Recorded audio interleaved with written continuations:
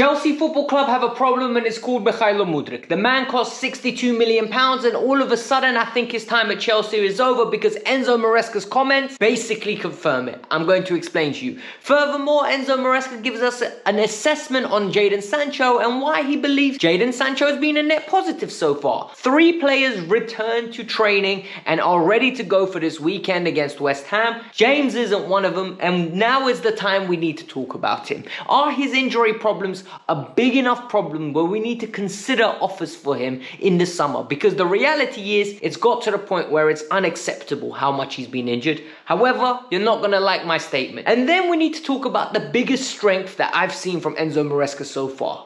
He's been in charge 4 Premier League games, and this has repeated in 2 instances. And I'm going to tell you what it is. I love my managers when they do this. And finally, Estevao Willian. He's coming to Chelsea in the summer. He's going to be staying in the summer, and he's already eclipsed what Neymar achieved at age 17 in Brazil. I'll let you know what that is. But before we get started, what's the first thing you do when you wake up? You go brush your teeth. So what do you think you have to do when you type the Kavkas View in? You go and hit that like button. 1,000 likes go a long way. So when you wake up, you brush your teeth. When you come to the Kavkas View, you hit that like button. If you're new, subscribe to the channel. It's the best way to support. Let's get started. Mudryk is arguably the most polarizing player in this Chelsea football team squad, because Chelsea Football Club invested a lot of money into him where I don't think A, he was worth that money, B, I don't think he's worth that money, and C, it was more of a let's stick it to Arsenal move. As time goes on, I am more and more convinced by that.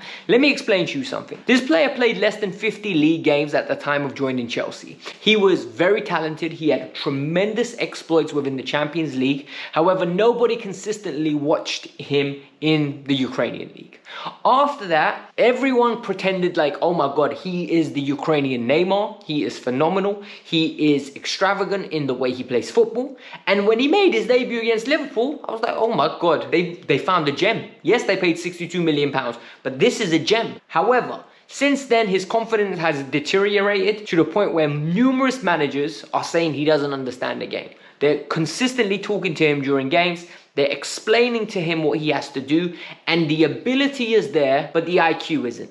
And the football IQ is imperative at this big level. And I'm going to give you an example, right? I saw this the other day explained on Alex Goldberg's podcast, where one of Tuchel's coaches came on and he explained it brilliantly. And for me, the insight there was just, this is actually Mudryk's problem. Mudryk spent his whole life being phenomenal. At every level he must have played. And it wasn't because he was the smartest player on the pitch. It was because he was the best player on the pitch. His raw athleticism would have got him into positions where he was slapping goals from under 18 down to juniors consistently.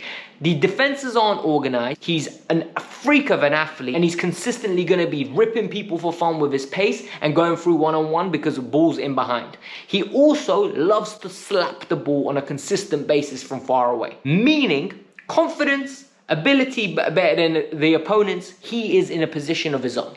However, since he's come to the Premier League and the levels got better, he's getting marked out of games. And Enzo Maresca's consistently said this in his press conferences. He said, this kid is talented. However, I need more production. I need this, I need that. And after the game the other day, Enzo Maresca said something without mentioning Mudryk that told me his time at Chelsea is over. He was praising Jadon Sancho and said, when we signed Jadon Sancho, I was very positive, and we were looking for another winger like Noni to cover the right, meaning they got Neto. And now they're looking for someone on the left. They just got Sancho. And if you're looking for someone on the left, it means one thing. Mudryk's not up to scratch, and he's given up on it. And I'm telling you now, you saw this weekend, we need a goal. Who doesn't come on? Mudryk. Who doesn't get an insight? Mudryk. He doesn't trust him, and this is the problem. He also went on to talk about Jadon Sancho, and he said, Jadon's the type of player that needs love. And honestly, I don't think you can underestimate the impact of having the faith, trust of your manager, and a system that suits you. I think a lot of Chelsea fans have gone a little bit over the top when it comes to the Jadon Sancho praise. And I think a lot of Chelsea fans have gone over the top with the Joao Felix praise, being myself. However, I think both players have got tremendous attributes to the point where if we get 75% of what they were meant to be, we are going to be cooking with oil, and we are going to be dancing on these streams on a regular basis. Because the reality is, Palmer, Felix, and Sancho with Nkunku at the 9. Wow. We will have such a prolific attack where the technical security is good, where the goal scoring is good, and more importantly, the creativity is good. We will be in a position where we could arguably make a top 3 run. And people don't want to hear that, but that's the truth, and we need to talk about it. But for me, after those comments from Enzo and Maresca about how they need one more winger on that left-hand side, Mudryk's time at this club is finished. What I also noticed today was that 3 players were mentioned that they were back in full training. Romeo Lavia, Enzo Fernandez, and the one and only Malo Gusto. This is phenomenal news because this is the type of news that we need going into West Ham. This is a week of preparation for a game at 12:30. Do not embarrass us. You're going to have to go into that game. Victory is a requirement. It's not a request. You have to win that game. And the reason I say this is because it's statement wins. You win that game, all of a sudden the whole narrative on our season changes. We've got 10 points out of 15. Everybody say, hey, Chelsea's actually a good team. You know what? Chelsea's actually got some consistency and look at the talent and this will change. However, the thing that stood out for me is Reece James. Reece James came into the season healthy. Everyone was expecting Reece James to play a vital role in the Conference League games that for the pre-qualifiers because he was suspended. However, he's got injured. And since he's been injured, all we heard is a few weeks. All we heard is he's going to be back soon. All we heard is it's not going to be that bad. Now I'm worried. And the reason I'm worried is because this guy's got a tendency to be out for 2 weeks, but it turns out 2 months, 8 months, 6 months, 7 months, 13 months. It becomes everything apart from initially projected. And now I need to ask the question because a lot of you wanted Victor Osimhen in the summer. And the first excuse you lot always say, rebuttal you say to me when I say he's not worth the wages, Reece James is on those wages. Reece James is on 250k gross, yeah? And for me, whilst Chelsea are paying huge wages for Reece James, Reece was very fortunate when he got that contract. However, he's still on that contract, so we need to talk about it. And for me, I don't know what to do with Reece James. And I'll explain to you why. I think Reece James is so talented. When he's fit, he's our best player. I think Reece James is so amazing that if he goes on the market, even with his injury problems now, Real Madrid are going to try to snap him up. I think he is so amazing that he can be the captain of this team without playing. But we need him to play. I don't know how long you can put up with a player consistently being injured. And the other question is, who will want him? He's on those wages. But the problem is, I answered my question already. Top clubs will take a chance on him. So what is the issue? He's had the surgery, yet now he's injured again. And it's frustrating because I think this is the best player we have. And what annoys me is people go, it's his fault. He needs to lose more weight. It's his fault. It's this. I don't think it's as simple as that. Because let's put it this way. I'm a casual football fan, right? I'm a football fan that's addicted to the sport. I watch it. I'm not a doctor. I'm not a scientist. I'm not a professional in the industry. Neither are you. Unless you are one of those things, then you are. However, he has intelligent people looking after his needs. Those intelligent people surely would have thought of everything we've thought of. Like, it can't be that complicated. Why is he breaking down? It really bothers me. And what annoys me is that as the season goes on, the more he misses, the more I'm scared Blue Coat's going to sell him. And when they sell him, I can't complain because he's hardly played in the last 2 years. You can't justify keeping an asset that's always hurt and you just paying him maximum wages. He doesn't fit the wage structure and it's so annoying. I'm worried. In the comments below, let me know. Would you sell Reece James or would you keep Reece James 100% in the comments below? Or are you unsure? That I need to find out. When it comes to managers, right?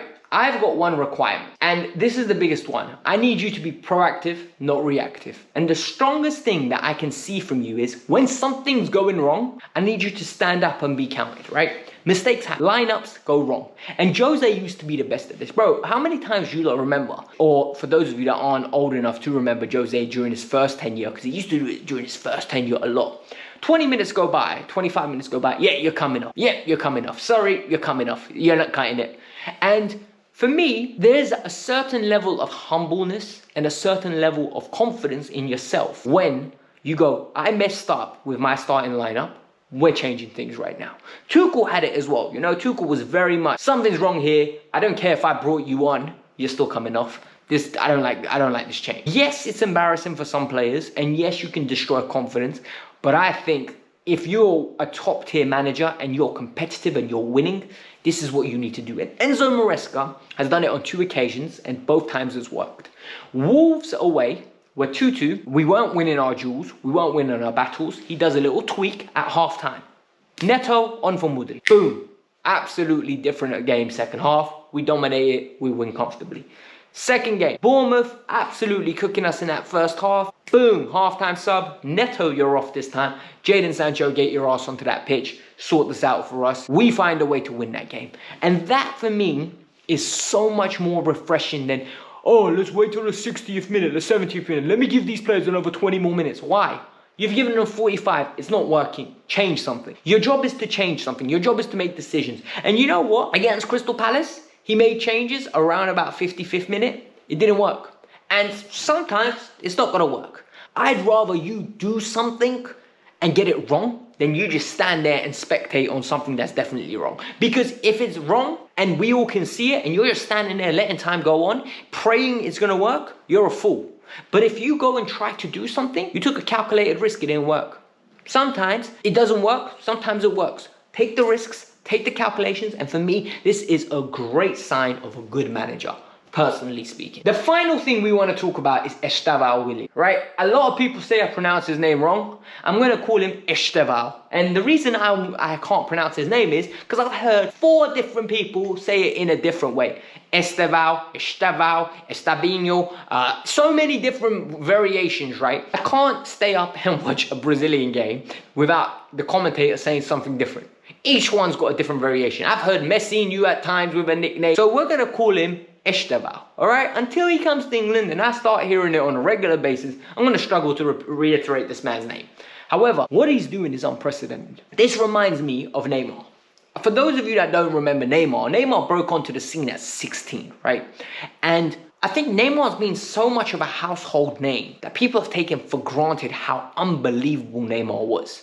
And Neymar was in Brazil, age 17, and put up 10 goals and 6 assists. Estevao at the moment put up 9 goals and 7 assists in a team that is competing for the league. Do you know how mad that is, that at age 17, he is competing for a league title as a regular starter in a team that's 3 points off the top and still has it in their own hands to win the league. If they beat, I think, Botafogo, if I'm not sure, they will go on to win that league. We have got a gem. And Enzo Maresca has reiterated, look, he's kept eyes on him. He knows who he is. He knows how talented he is. But he's not here. He's over there. So in the summer when he comes, we'll keep an eye. And I think Enzo's doing the right thing. What I really want to know is what's going to happen next year. Because when he comes, Estevao, he is a right winger. You're going to have to use him on that right wing because he can slap it with his left. He can slap it with his right. He's very direct. And we're going to have to find him game time. And I'm not saying he has to start every game because we're going to have a heck of a lot of games. And we're going to have to ease him in slowly. And I think there'll need to be a decision made because either Neto becomes a full-time left winger or Neto needs to flip over onto that right-hand side and we need to find something to do with Noni.